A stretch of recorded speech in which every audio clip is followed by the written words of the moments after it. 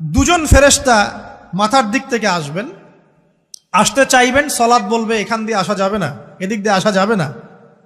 ডান দিক দিয়ে আসতে চাইবেন, এদিক দিয়ে আসা যাবে না। বাম দিক দিয়ে আসতে চাইবেন, যাকাত বলবে এদিক দিয়ে আসা যাবে না। পায়ের দিক দিয়ে আসতে চাইবেন, আমলগুলো বলবে এদিক দিয়ে আসা যাবে না। তখন যাই হোক তারা আসবেন। এটা কথা কি? এটা কথাটা হচ্ছে যে সলাতের গুরুত্ব, মানে সে সলাত আদায় করেছে, সে আমার হক আদায় করেছে, আমি তার পক্ষে আছি, এটা পক্ষে বোঝাচ্ছে। রোজা বলবে আমি ওর পক্ষে আছি, তাকে আপনি কোনো শাস্তি দিবেন না, আমি তার পক্ষে আছি। আপনারা দুজন তাকে শাস্তি দিবেন না, আমি যাকাত তার পক্ষে আছি, এটা পক্ষে থাকার কথা। তারপরেও তারা আসবেন, চোখগুলো হবে নীল এবং কালো বর্ণ, নীলাপ চোখের কালো। মুনকার নাকি উঠে বসিয়ে দেওয়া হবে। এবার তিনটা প্রশ্ন। প্রথমে প্রশ্ন হচ্ছে কি, মান রব্বুক, তোমার রবকে? তখন মুমিন বান্দা বুক ফুলিয়ে বলবে রব্বি আল্লাহ, আমার রবকে আল্লাহ। পৃথিবীতে যে ব্যক্তি আল্লাহর সাথে শিরিক করে নাই, আল্লাহর তাওহীদের উপর থেকেছে এবং তার উপরে মৃত্যুবরণ করেছে, ইনশাআল্লাহ সে ব্যক্তি এর উত্তর নির্দ্বিধায় দিতে পারবে ইনশাআল্লাহ। আর দুনিয়াতে যে বা যারাই আল্লাহর সাথে শিরিক করবে, আল্লাহর সাথে শিরকের পাপে লিপ্ত হবে, ওই অবস্থায় মারা যাবে, তাওহীদের উপর থাকবে না, কোশ্চিন কালেও মান রব্বুক উত্তর দিতে পারবে না। তারপরে প্রশ্ন হয়ে যাবে মা দিনুক, তোমার দিন কি ছিল? মুমিন বান্দা উত্তর দিবে কি, দিন ইয়াল ইসলাম, আমার দিন ছিল ইসলাম।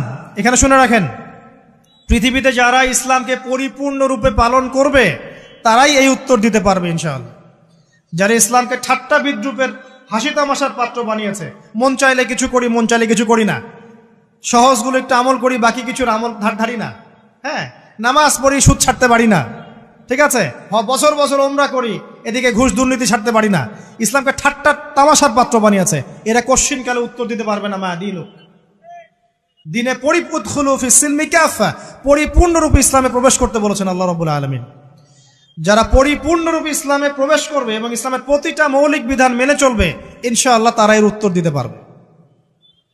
এরপরে আসবে তৃতীয় প্রশ্ন। নবী সাল্লাল্লাহু আলাইহি ওয়াসাল্লামকে দেখানো হবে, যখন দেখানো হবে তখন সূর্য যখন ডুবে যায়, যে দৃশ্যটা আমরা দেখতে পারি না, ওই দৃশ্যটা ভেসে উঠবে এবং মুমিন বান্দা অস্থির হয়ে যাবে, বলবে আমাকে ছেড়ে দাও, আমি নামাজ পড়বো। সুবহানাল্লাহ। কারণ তার কাছে মনে হবে যে আসরের ওয়াক্ত হয়ে গেছে, আসরের ওয়াক্ত চলে যাচ্ছে, আমাকে নামাজ পড়তে হবে। চিন্তা করেছেন? ওই যে একটা হাদিস আছে না, যে 7 শ্রেণীর মানুষকে আল্লাহ রাব্বুল আলামিন আরশের ছায়া দিবেন, তার মধ্যে এক শ্রেণীর মানুষকে যার অন্তর মসজিদের সাথে ঝুলে থাকে, তার মন মসজিদের সাথে ঝুলে ছিল, এই সূর্য ডুবে গেল বলে আমাকে ছেড়ে দাও, আমি নামাজ পড়তে যাব। তখন ফেরেশতারা বলবেন তোমাকে নামাজ পড়তে দেয়া হবে, তবে তার আগে তুমি এর উত্তর দাও। কি উত্তর? এই ব্যক্তির দিকে তাকাও। তখন নবী সাল্লাল্লাহু আলাইহি ওয়াসাল্লামকে দেখানো হবে, সাল্লাল্লাহু আলাইহি ওয়াসাল্লাম দরুদ পড়বেন, বলা হবে যে এই ব্যক্তির সম্পর্কে তোমার কি ধারণা? মান হাযা রাজুলু বুইসা ফীকুম, এই ব্যক্তি কে, যাকে তোমাদের কাছে পাঠানো হয়েছিল? মুমিন ব্যক্তি নির্দ্বিধায় বলে দিবে যে তিনি হচ্ছেন আমার নবী মুহাম্মদুর রাসূলুল্লাহ সাল্লাল্লাহু আলাইহি ওয়াসাল্লাম। দেখুন, পৃথিবীতে যে বা যারাই নবী সাল্লাল্লাহু আলাইহি ওয়াসাল্লামের সুন্নতের উপর আমল করবে, ইনশাআল্লাহ সে তার উত্তর দিতে পারবে। দুনিয়াতে যারা নবীর সুন্নতের 5 পয়সা পরোয়া করছে না, তার আদর্শের 5 পয়সা দাম দিচ্ছে না, তারা কোশ্চিন কালে উত্তর দিতে পারবে না। নাম হতে পারে আব্দুর রহমান, আব্দুর রহিম, নবীর সুন্নতের ধার ধারে না, তারা উত্তর দিতে পারবে না। নবীর সুন্নতের গুরুত্ব কত গভীর, এটা আমাদেরকে এখান থেকে বুঝতে হবে। তাই প্রিয় যুবক ভাইরা, মুসলিম ভাইরা, আমাদের জীবনটাকে নবীর আদর্শ এবং সুন্নতে ঢেলে সাজাতে হবে। সকাল থেকে সন্ধ্যা পর্যন্ত প্রতিটা কাজ করব কার তরিকায়? রাসূলের তরিকায়। নামাজ পড়বো তার তরিকায়, রোজা, সিয়াম, হজ, জাকাত, আমল, মুআমালাত, আখলাক সব কার তরিকায়? নবী সাল্লাল্লাহু আলাইহি ওয়াসাল্লামের তরিকা অনুযায়ী ইনশাআল্লাহ। আল্লাহ পাক তৌফিক এনায়েত করুন, আমিন। এবার ফেরেশতা দুজন জিজ্ঞাসা করবেন অবাক হয়ে যে তুমি কিভাবে এটা জানলে, তুমি কিভাবে এই 3টা প্রশ্নের উত্তর দিতে পারলে? কারণ বেশিরভাগ মানুষ তো উত্তর দিতে পারবে না, বেশিরভাগ মানুষই এই উত্তর দিতে পারবে না। কারণ কিয়ামতের মাঠে 1999 জন মানুষ জাহান্নামে যাবে, নাউজুবিল্লাহ। তো এটা কঠিন পরীক্ষা। আল্লাহ রাসূল সাল্লাল্লাহু আলাইহি ওয়াসাল্লাম বলেছেন যে নিশ্চয়ই তোমাদেরকে এখানে পরীক্ষায় ফেলা হবে, আর তোমরা যদি এই পরীক্ষা জেনে তোমাদের মৃতদেরকে দাফন করা থেকে বিরত না থাকতে, তাহলে আমি তোমাদেরকে শুনিয়ে দিতাম কবরে কেমন পরীক্ষা হয়। মানে যদি আমরা শুনতে পারতাম যে কবরে কেমন পরীক্ষা হয়, আমরা ভয়ে আমাদের মৃতদেরকে দাফন পর্যন্ত করতাম না। এটা নবীজি বলছেন সাল্লাল্লাহু আলাইহি ওয়াসাল্লাম।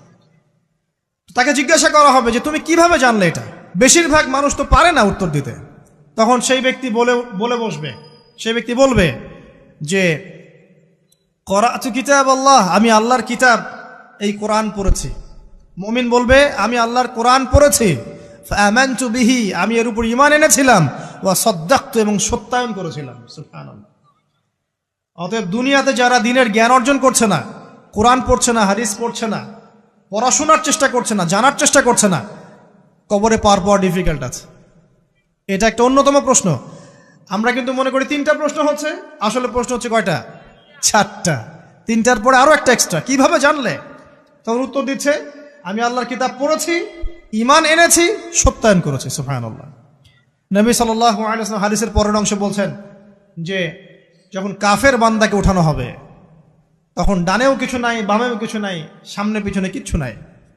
মাথার দিক থেকে ফেরেশতারা চলে আসবেন, উঠিয়ে বসানো হবে, প্রশ্ন করা হবে কে তোমার রব? একটাই উত্তর, লা আদরি, আমি জানি না।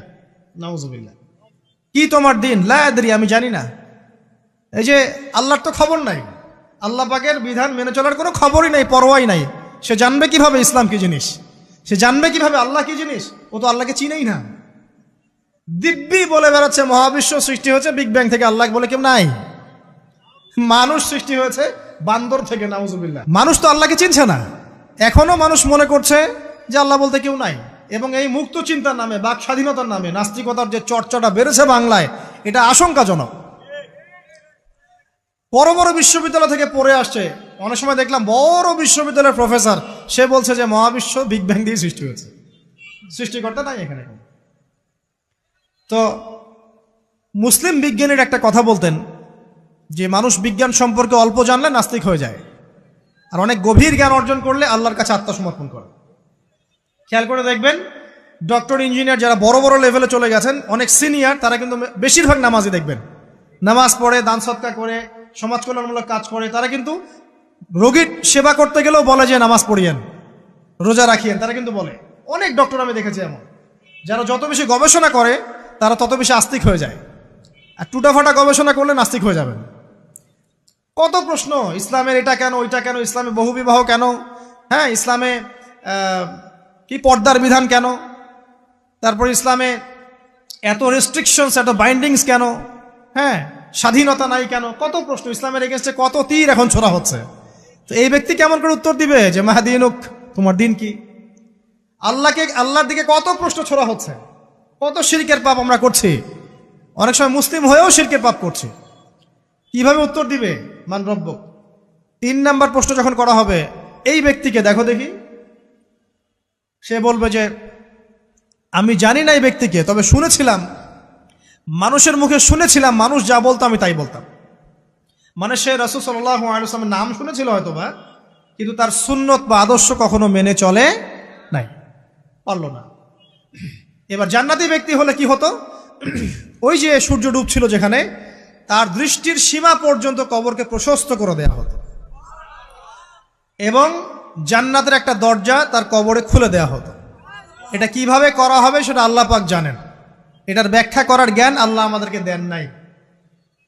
যেই মানুষের ক্ষুদ্র জ্ঞানে মানুষ ব্যাকটেরিয়া, ভাইরাস নিয়ে গবেষণা করতে হিমশিম খেয়ে যায়, সে মহাবিশ্বের স্রষ্টা নিয়ে কিভাবে গবেষণা করবে?